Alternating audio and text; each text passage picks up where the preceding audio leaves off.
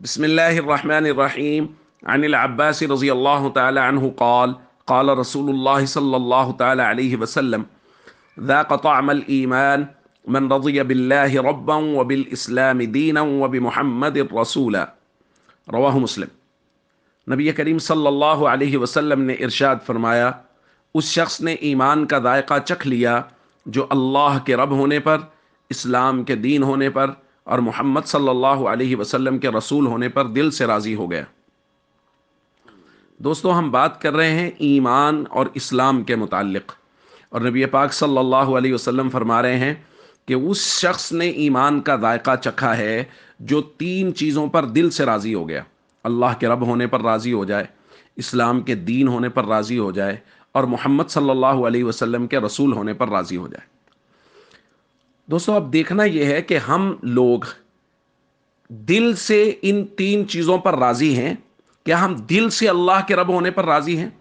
اگر کوئی شخص دل سے اللہ کے رب ہونے پر راضی ہے تو وہ چاہے آسانی کے حالات میں ہو، چاہے مشکل حالات میں ہو، چاہے اس پر آزمائش، مصیبت، مالی پریشانی، بیماری، کسی بھی طرح کی آزمائش ہو، وہ اس پر صبر کرتا اور سمجھتا ہے کہ یہ اللہ ہی کی جانب سے اور اللہ ہی نکلنے کا راستہ پیدا فرمائیں گے۔ ناشکری کے کلمات نہیں بولتا، مایوس نہیں ہوتا۔ جبکہ ہمارے معاشرے میں کیا ہو رہا ہے؟ کسی پر کوئی آزمائش آ جائے، وہ کہتا ہے ہمارے ہی گھر ملا تھا، ہمارے ہی گھر میں مصیبتیں آتی ہیں، ہم ہی تکلیفیں جھیلتے ہیں۔ تو یہ سارے ناشکری کے کلمات ہیں۔ اس کا مطلب یہ ہے کہ جو شخص ناشکری کے کلمات بول رہا ہے وہ اللہ کے رب ہونے پر دل سے راضی نہیں ہے، اسلام کے دین ہونے پر دل سے راضی ہیں۔ اگر ہم اسلام کے دین ہونے پر دل سے راضی ہوں تو پھر دیکھا یہ جائے گا کہ یہ شخص فرائض اور ارکان اسلام کی پابندی کر رہا ہے۔ جو چیزیں اسلام نے ذمہ لگائی ہیں ان چیزوں کی پوری پاسداری اور پابندی ہو رہی ہے۔ ہمارا اسلامی معاشرہ جس میں ہم رہ رہے ہیں، یہ معاشرہ تو 90% نماز کو چھوڑے بیٹھا ہے، جو بنیادی طور پہ ارکان اسلام میں شامل ہے۔ تو پھر ہم دل سے کیسے اسلام کے دین ہونے پر راضی ہیں اور محمد صلی اللہ علیہ وسلم کے رسول ہونے پر راضی ہوئے؟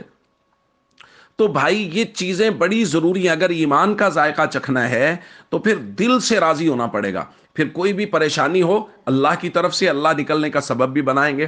ایمان اسلام کے دین ہونے پر راضی ہیں تو پھر اسلام کے تمام تر وہ چیزیں جو اسلام نے ہمارے ذمہ لگائی ہیں ان کو دل و جان سے ماننا اور پھر دل و جان سے ان کو کرنے کی کوشش کرنا۔ فرائض سے غفلت رکھنے والا انسان وہ کیسے کہہ سکتا ہے کہ میں دل سے راضی ہوں کہ اسلام میرا دین ہے؟